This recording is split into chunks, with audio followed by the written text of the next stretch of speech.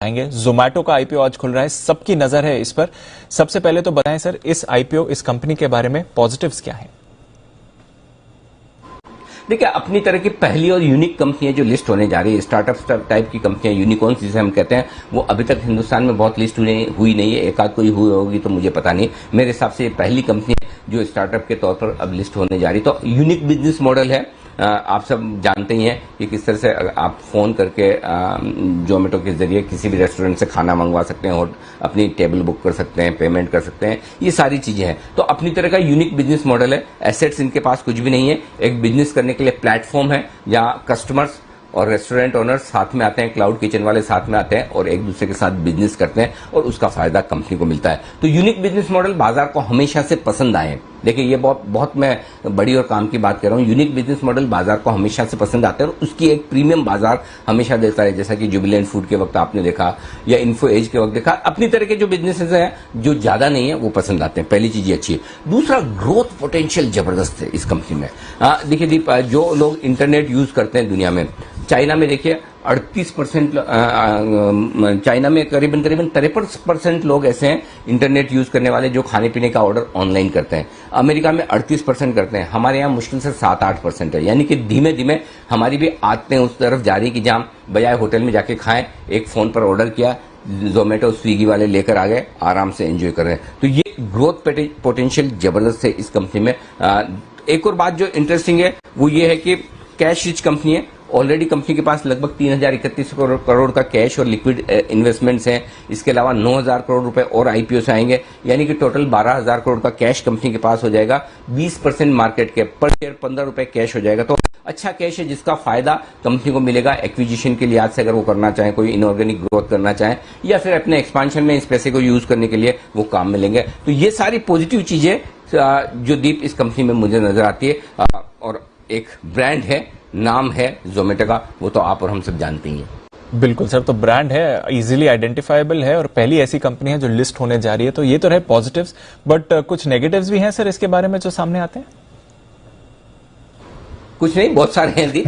जितने पॉजिटिव है उनका मुकाबला करने के लिए नेगेटिव भी बराबर उतने ही है। सबसे ज्यादा तो कंपटीशन वाली बात है। कंपटीशन बड़ा जबरदस्त है। अभी तक लोगों को लगता है स्विगी से ही कंपटीशन है, लेकिन असली कंपटीशन जो आ रहा है वो अमेजोन से आ रहा है। और देखिए, अमेजोन जिस फील्ड में उतरता है वहां हिला देता है एकदम। तो आप देखिए, अभी उन्होंने बेंगलोर से शुरुआत की है। बेंगलोर में उनकी शुरुआत जो है करीबन 62 पिन कोड्स ऐसे हैं जहां पर वो फूड डिलीवरी शुरू कर चुके हैं। अच्छा, ऑनलाइन ग्रोसरी में तो जोमेटो के साथ साथ अमेजोन भी ऑलरेडी आ ही चुका है, वहां तो कंपटीशन है ही। अभी ऑलरेडी बेंगलोर में इन्होंने जस्ट शुरू किया है ट्रायल बेसिस पे। 2500 से ज्यादा रेस्टोरेंट, क्लाउड किचन वगैरह अमेजोन के पास आ चुकी है। अच्छा, स्विगी से तो है ही है। तो कंपटीशन में 3 बड़े प्लेयर हो जाएंगे।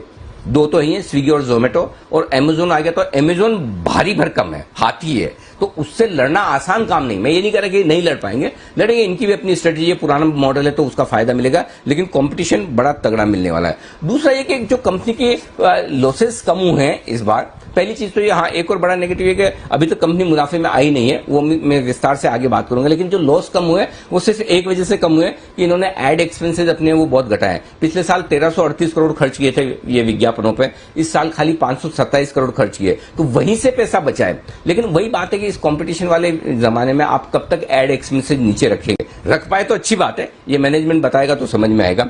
तीसरी बात यह कि जो कंपटीशन है वो तो जबरदस्त है ही, लेकिन इसके अलावा 3 से 4 साल लग सकते हैं इसको पूरी तरह से प्रॉफिटेबल होने में। जो हमारी कैलकुलेशन है, हो सकता है हमारी कैलकुलेशन थोड़ी कंजर्वेटिव, हमने तो एग्रेसिव लेकर ही लिया, ये तो मैनेजमेंट ही समझा पाएगा अगर बात करेगा तो, कि क्या वाकई में हमारे हिसाब से वित्त वर्ष 2025-26 के आसपास जाकर कंपनी मुनाफा करेगी। तो यानी कि अगले 3 साल कंपनी मुनाफा कर पाए, इसकी संभावनाएं कम है। नहीं है ऐसा नहीं बोल रहा हूं, संभावनाएं कम है, और कर ले तो बहुत अच्छी बात है। तो मुनाफा बनने में वक्त लगेगा। तो एक चीज आपको यह समझनी है कि आपको एक लॉस मेकिंग कंपनी में पैसा लगाना है, ये ध्यान में रखना जरूरी है।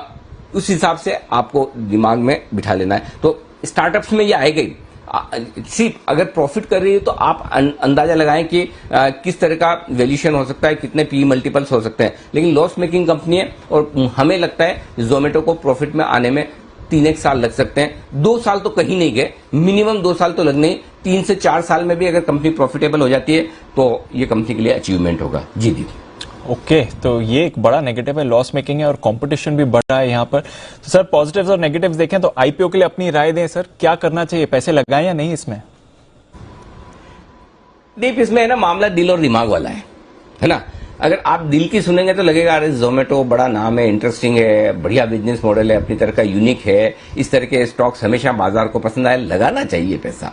और दिमाग कहेगा भाई बैलेंस शीट तो देख, कब प्रॉफिट करेगी पता नहीं। ये जो सारे बड़े बड़े इन्वेस्टर तुम्हें विदेशी दिख रहे हैं जिन्होंने पैसा लगाया, इनके पास तो ढेर सारा पैसा है, अनाप शनाप पैसा है, इनका थोड़ी इन्वेस्टर्स का है। एंकर बुक में भी आप देखिए ढेर सारे इन्वेस्टर्स आए, तो उनके अच्छा प्लस उनके पोर्टफोलियो का छोटा हिस्सा होता है, तो उन्हें फर्क नहीं पड़ता। एक आध कंपनी में पैसा नहीं भी बना बहुत ज्यादा तो भी चलता है, और बन गया तो लॉटरी लग जाएगी। तो वो दिमाग से आप जाएंगे ना, ये 3 साल बाद प्रॉफिटेबल होगी तो क्या लगाना चाहिए, 2 साल बाद प्रॉफिटेबल होगी तो लगाना चाहिए, तो दिमाग का इस्तेमाल करेंगे तो लगा नहीं पाएंगे। तो इस दिल और दिमाग की कश्मकश में मेरी राय यह है दीप कि जो इन्वेस्टर्स रिस्क लेने की ताकत रखते हैं, लॉन्ग टर्म का विजन रखते हैं, वो छोटा एक इन्वेस्टमेंट कर सकते हैं। अपनी तरह का यूनिक इन्वेस्टमेंट है, करने में हर्ज नहीं है। लेकिन आप अनाप शनाप रिटर्न की उम्मीद कर रहे हैं, देखिए वैल्यूएशन सस्टेन नहीं है।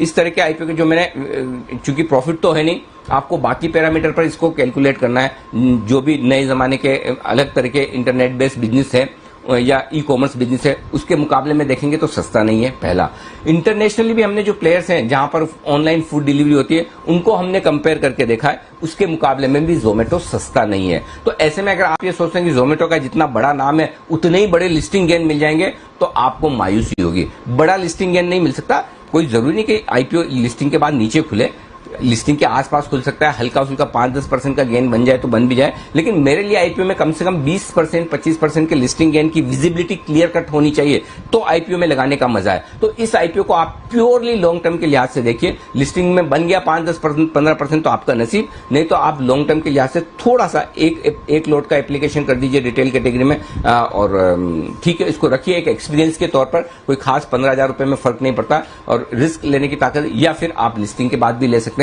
तो लॉन्ग टर्म इन्वेस्टर्स के लिए अच्छा है। सिर्फ शॉर्ट टर्म लिस्टिंग गेन कमाने के लिए आज से आप देख रहे हैं तो वो मत देखिए, लगाइए लॉन्ग टर्म के हिसाब से। बन जाए लिस्टिंग पे तो अच्छा है, नहीं तो फिर लॉन्ग टर्म के लिए इसे रख सकते हैं, थोड़ा सा पैसा डाल सकते हैं। थोड़ा आईपीओ को अट्रैक्टिव वैल्यूएशन करना चाहिए, सस्ता देना चाहिए था, ऐसा करते तो ज्यादा बेहतर होता। सस्ता दिया नहीं है।